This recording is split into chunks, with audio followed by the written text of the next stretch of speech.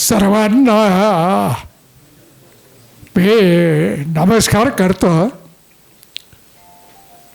माझी एक मूलभूत अडचण काही दिवसामध्ये आहे की माझी श्रवण शक्ती हे फार फार कमी झालेली आहे. मला ऐकू येत नाही. आपल्यापैकी बरेचसे वक्ते बोलत होते, पण मला काही त्यातला बोध होत नव्हता. मी आल्यानंतर माझं नाव काय माहीत नाही. प्रवीण पाटील सर, नांदेड एज्युकेशन सोसायटीचे अध्यक्ष. प्रवीण पाटील सर या ठिकाणी जवळ असताना बोलत होते. कदाचित पाठीमागेच मोठा हे होता, मला ते ऐकू आलं, पण बाकीच्याचं मला काही ऐकू आलं नाही. ठीक आहे, हा विषय वेगळा आहे. त्यामुळे मला काय बोलावं, कोणाच्या कोणी कोणते प्रश्न निर्माण केलेले आहेत, कोणते मुद्दे उपस्थित केलेले आहेत, ते धरून आपल्याला थोडं उत्तर देता येतं. एक आता माननीय श्री बियाणीजी बोलत असताना आता मी माझे सहकारी इथं डी के देशमुख सर इथं बसलेले आहेत, त्याला विचारलं मी की काय बोलतात ते, कारण मला काही ऐकूच येत नव्हतं. उलट बियाणी साहेबांनी आम्ही या संपूर्ण प्रक्रियेवर एकत्रित काम अनेक दिवस केलेलं आहे. एक आता सांगतं की बियाणी साहेबांनी एक प्रश्न उपस्थित केला की सिलेबस एकच असावा. बोर्डाचा सिलेबस आणि या नीटच्या परीक्षेचा सिलेबस एकच असावा. त्यामध्ये तांत्रिक अडचणी जे असत आहेत बियाणी सर, कोणत्या आहेत की बोर्ड म्हणजे कोणतं बोर्ड, स्टेट बोर्ड का CBSE बोर्ड का ICSE बोर्ड का IB बोर्ड का IGCSE बोर्ड, या सर्व बोर्डाला आपल्या शासनाने मान्यता दिलेली आहे.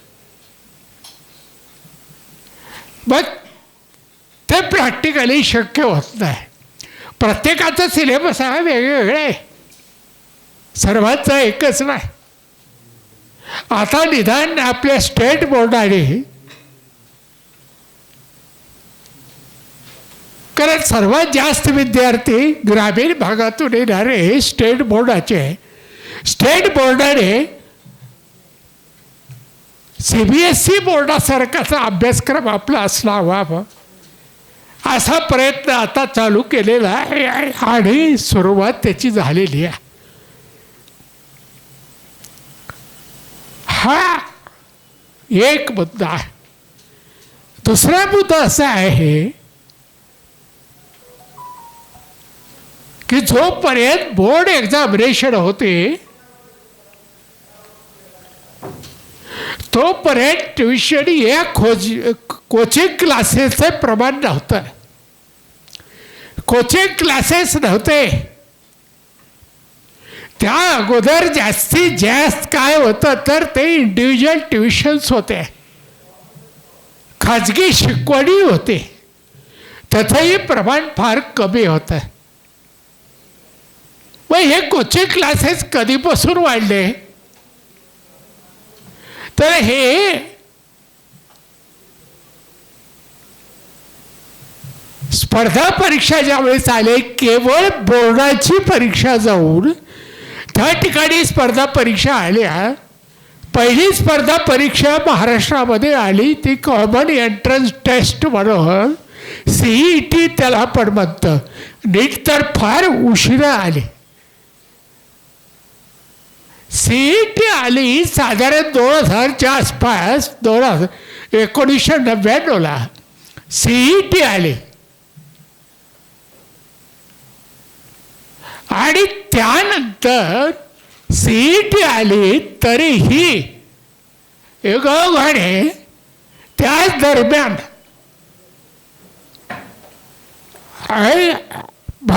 महाराष्ट्रात मेडिकल युनिव्हर्सिटीची सुरुवात नाशिकला सुरू झाली पहिल्या प्रथम. आणि मेडिकल युनिव्हर्सिटीची पहिल्या काही ज्या ऑथॉरिटीज असतात ते सर्व गव्हर्नमेंट डॉमिनेट करतात. तर मॅनेजमेंट काउन्सिल हे सर्वात प्रमुख. तर ही मॅनेजमेंट काउन्सिल जे होती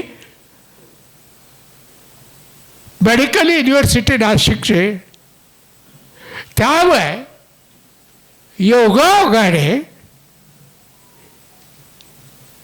मी एक सदस्य होता. तिथले व्हाईस चान्सलर त्यांनी आग्रह केला. व्हाईस चान्सलरचे त्यावेळेसचे कोण नाव डोणगावकर नाही व्हाईस चान्सलर पहिले व्हाईस चान्सलर हे डोणगावकर. डोणगावकर इथले मराठवाड्यातले उदगीरचे पण ते डायनेमिक होते फार. आणि त्यावेळेस आरोग्यमंत्री हे नाशिकचेच होते दौलतराव आहेर. आणि दौलतराव आहेर आणि आमचे डोणगावकर यांचे संबंध फार सलोख्याचे होते.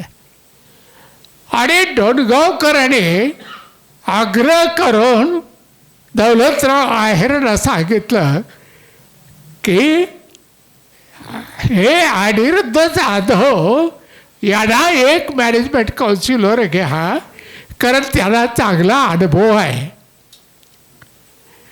पण मी होतो तिथे त्यावेळेस मी बघितलं पहिली परीक्षा जी घेतली ती युनिव्हर्सिटीने घेतली.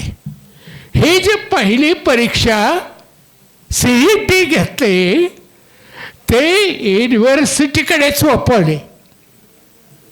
त्याने पहिली परीक्षाच घ्यावी विद्यापीठाने. शेवटी आरोग्य विज्ञान विद्यापीठ आहे आणि आरोग्याचा कोर्स आहे. तुम्ही पहिली परीक्षा घ्या. मग ते परीक्षा समिती जी केली मॅनेजमेंट काउन्सिलने माझ्याबरोबर बिहारी साहेब मॅनेजमेंट काउन्सिलवर जास्तीत जास्त डॉक्टर्स वेगळ्या शाखेचे डॉक्टर्स मग ते ॲलोपॅथी असतील होमिओपॅथी असतील आयुर्वेदिक असतील युनानी असतील हे सर्व डॉक्टर्स होते. एक 2-3च लोक डॉक्टर सोडलेले होते पण डॉक्टर विरहित असलेला आहे. मी एक होतं. पुण्याचे एक वकील होते भास्करराव आव्हाड बरोबर त्यावेळेस ते प्रसिद्ध होते. जाऊ दे आता हा इतिहास झाला आहे. सांगायचा ओळख म्हणजे कसं आहे की पहिली परीक्षा घ्यायची तर ते परीक्षेचं स्वरूप कसं असावं आपण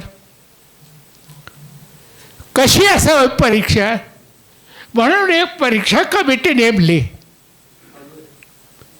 आणि परीक्षा कमिटीचा अध्यक्ष हे मलाच केलं. त्यात काही माझा मोठेपणा नाही आहे. डोणगावकर हे माझे मित्र होते. डोणगावकर हे ओळखत होते मला अनुभव आहे म्हणून म्हणले तुम्हीच अध्यक्ष व्हा. मग त्या कमिटीवर कॉलेजेसचे डीन्स होते, अनुभवी माणसं होती.